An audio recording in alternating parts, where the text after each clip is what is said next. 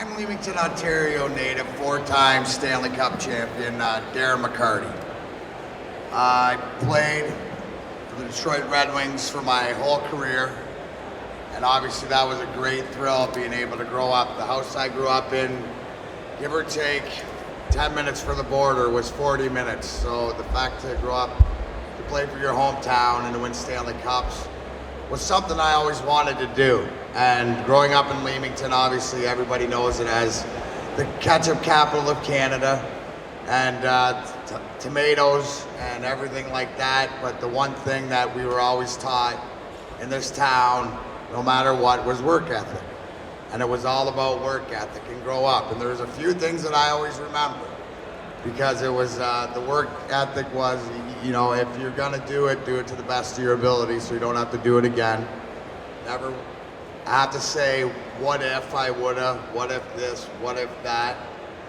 And the biggest, you know, the biggest and best thing that you learned about not only was because of the work ethic, but it was the passion. And the passion to do whatever you wanted. And you know what? Mine was hockey. And in the hockey circle, if you smoked weed, you would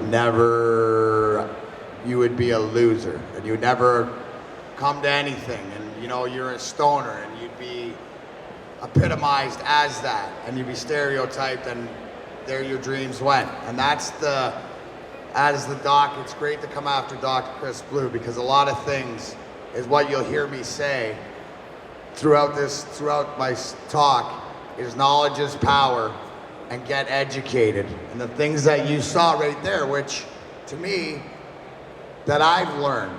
Now I'm gonna fast forward because obviously the hockey career, but how I became involved with marijuana after, in 1999, I had my first sports hernia surgery. And coming off my surgery, now I'm an alcoholic. I've been drinking since I'm 14. In the hockey circles, it's pretty much, you know, after the game, alcohol is very prevalent, and it's very allowed and acceptable, and it's just the way it is. And alcoholism runs through my family, and it's been in a battle with me throughout my life. So when I had sports hernia surgery and was out, and they put you on all these pain pills, you know, to help you, all the narcotics and stuff. And for me, I never liked that. It made me sick. It made me feel like, you know, The Walking Dead.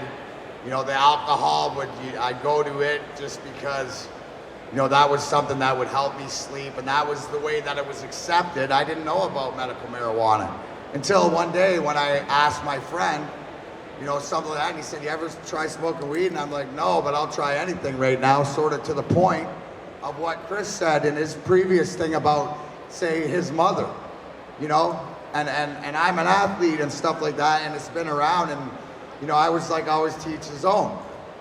But I tried it. Boom. I got relief. Boom. I could sleep. Boom. I felt better. Boom. I tried to get off the meds, but unfortunately in the NHL, it's frowned upon to smoke weed. So, because I'd been through four rehabs, and had, you know, through the league and gone through the steps to quit drinking, which it was just a matter of time. I was just doing it, obviously, to be able to play hockey, something that you love. You don't want to let anything get in the way. But to me, I just lived tormented in my own head, because I couldn't get the right medication that I needed, you know? I didn't have the right medication that I wanted. I didn't have a choice, you know? Knowledge is power, get educated. I wasn't really allowed to. And then as I continued to look and see, because I realized that it was something that, wait a sec, this is a little bit different because it makes me feel that way. And I started to learn. Hence, when I retired in 2009, I had a very rough 2 years through alcoholism, drugs, you name it. I was lost.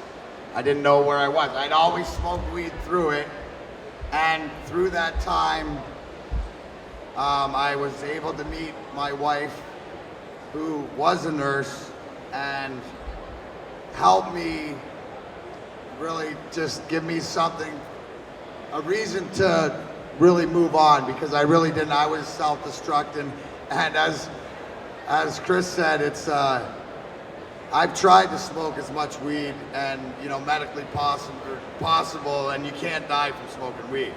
Actually, weed can keep you alive, and it's documented that I've survived 2 strokes and a heart attack because of the amount of THC I had in my body because of alcoholism and drugs.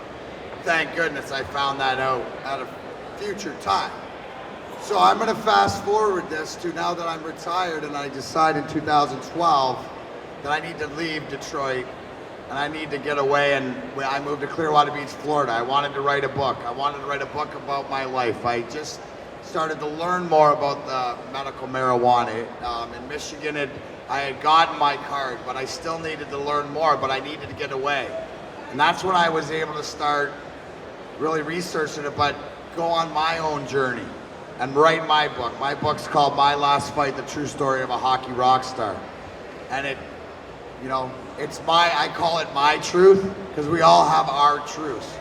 My truth is different than anybody else's, but it's what I'm in search of. Just like my program's different than anybody else's. Just the same as that I may enjoy an indica more than a sativa, but that's my personal preference. So anyways, through my journey and coming back to the books and moving back and forth from Detroit to Clearwater Beach, I come to the point last February to move back to Detroit and really get involved in the medical marijuana. I am an advocate, I am not a martyr, because what I speak about is how it saved my life. And if it saved my life, the only difference between me and anybody else is what we do for a living. Yeah, I had a cool job. I got to chase a puck around for my first 40 years. My next 40, I got an even cooler job. I get to chase Bud around. And that's where it's at, because knowledge is power. Get educated. Get educated to make your own choices. That's all it is. I'm not telling you to do not, because I'm allowing you that there's options out there, not the pharmaceuticals being thrown in there. You don't have to go hide behind the bottle if you don't choose to. You have options. I had options, which brings me up to when I did my blood test. And you want to talk about, which is perfect why I follow Dr. Chris, because his presentation is things that I've learned, and it's common sense to me why it would work. But I took my blood test, and I'll give you my liver count it was supposed to be between 10, and this is a year ago, between 10 and 40. Mine was 227, which hence means I was in liver failure, my body was shutting down. Finally made the decision, and God bless the Marijuana for Trauma, and I got an opportunity to meet a lot of those guys, and I will be bringing light, their plight and what they go through and helping them out. But Remembrance Day was the last drink I had, and through medical marijuana was the worst. It was the only great thing, was the worst 5 days of my life. But when I was done that, because I was committed and I had gotten the right doctors, I talked to the right people, I got educated, I knew what I was in for. When I woke up or came to a member of society, I had lost that burden of the alcohol through God's grace and whatever else. My biggest argument is, if my body produces something that only gets it from this plant that God made it, okay, I'm not the smartest, I'm not the dumbest. It's common sense. So what I implore to you guys is I live it. I live it every day. This is my life. I don't get high. I maintain. Tommy Chong's a good friend of mine, and you know what he said? He said, you know what, weed is, and pot, and that has given me, it's given me appetite. If you want to die, stop eating. This plant has given me appetite for life. I no longer have to drink in the morning. I take concentrate, Rick Simpson oil, God bless his soul, wherever that man is, for bringing the pain. I got my pain managed. My pain managed in the morning. I know what to smoke. I can maintain if I feel like I want to snap somebody's neck. I can attitude adjust myself, and I'll be a happy little boy. I can get sleep. I can wake up in the morning. I'm a productive member of society. Why I speak about it, why I advocate, is because it saved my life. And I'm no different than anybody else. Knowledge is power. Get educated. We have great people here. I thank my friends, my lifelong friend from down the road, John Cervini from Africa. These companies like this that are out there doing it the right way, by the book, to help the veterans, to help the regular day people. What we need to move forward is education and community. And this is what I view in the future as we progress in this country, because right now, Canada has moved forward because now it's become Ontario, and it's become a country issue, where in the States it's a state issue, and that's fine. Government, pharmaceutical, get your stuff and let us move on, because it helps people. But what we need is communication and community, because if I know things and I don't share them to make things better, then I'm doing a disservice to everybody else. What it is, knowledge is power. Get educated, and remember, when you're voting for the first Canadian weed ambassador, vote me, all right? God bless you guys, and thank you. I love this plant. This plant is amazing. Thanks for coming.